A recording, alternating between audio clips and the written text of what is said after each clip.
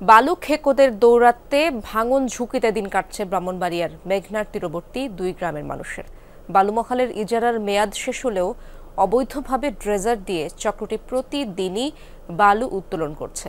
এমনকি কৃষি জমি ও চর থেকেও বালু নেয়ার অভিযোগ তাদের বিরুদ্ধে।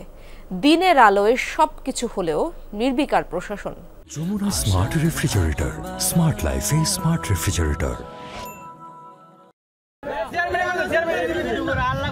দেশীয় অস্ত্র নিয়ে মেঘনার তীরে প্রস্তুত 2 গ্রামের মানুষ। কোনো সংঘর্ষ সংঘাত নয়, বালু খেকোদের বিতাড়িত করতে এভাবেই প্রতিরোধ গড়ে তোলে ব্রাহ্মণবাড়িয়ার নবীনগর ও বাঞ্ছারামপুরের মানুষ। অভিযোগ রয়েছে প্রমত্তা মেঘনা থেকে অবৈধভাবে ড্রেজার দিয়ে বালু তুলছে একটি চক্র। ইজারার মেয়াদ শেষ হলেও চক্রের সদস্যরা কাজ করছে বিরামহীন। নদীর তলদেশ থেকে পাওয়া না গেলে কৃষি জমি এবং জেগে ওঠা চরগুলো বাছাই করে চক্রটি। এতে বর্ষা মৌসুমে ভাঙন ঝুঁকিতে তীরবর্তী গ্রামগুলো।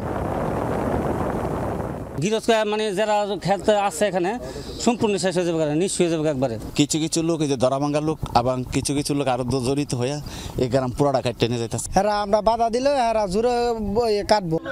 গ্রামবাসীর বাধার মুখে অস্ত্র নিয়ে আসে বালু খেকোরাও। দিনের আলোয় অবাধে কাটছে চর ও নদীর পার।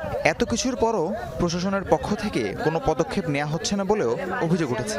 তারা অবৈধভাবে বালি কাটতেছে জোর জবরদস্তি করে, এবং তারা স্পিড বোট নিয়ে আসে, যন্ত্রপাতি নিয়ে পিস্তল নিয়ে এলাকার মানুষকে দাওয়া করে জোর করে তারা বালি নিতে যাচ্ছে। আমরা গলি হন্ত করছি, আমরা দেশ উঠতে গিয়া তখন আমরা সারে ইউনিয়ন মিলছি আর কয়েকজন মিলছি, বালু অস্ত্র যেমন লাগে আমরা বাতারি ঠিক। বিভিন্ন অংশে কিন্তু নদীর পাড় ভেঙে গেছে, তারপর ফসলি জমি বিলীন হয়ে গেছে, মানুষের বাড়িঘর নদীতে বিলীন হয়ে গেছে। ইজারার মেয়াদ শেষ হয়েছে এবং অফিসিয়ালি এখন আর আমাদের নবীনগর উপজেলায় কোনো বালুমহল নেই এবং বালু উত্তোলনের কোনো সুযোগও নেই। বালু খেকোদের বিরুদ্ধে অভিযোগের ভিত্তিতে ব্যবস্থা নেওয়ার আশ্বাস পুলিশের।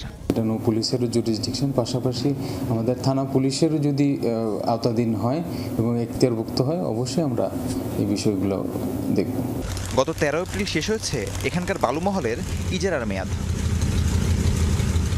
রাহিম সারোয়ার, যমুনা নিউজ।